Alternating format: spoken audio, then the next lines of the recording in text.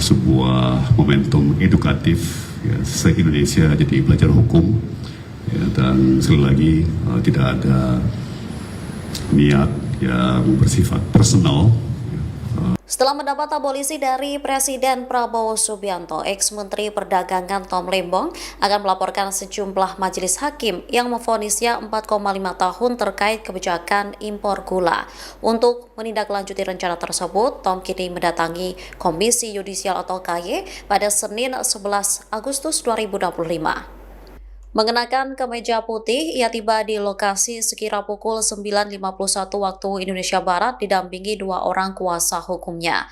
Tom menegaskan kedatangannya ke KY untuk menunjukkan keseriusan dirinya dalam membenahi proses hukum di Indonesia. Download Tribun X sekarang, menghadirkan lokal menjadi Indonesia.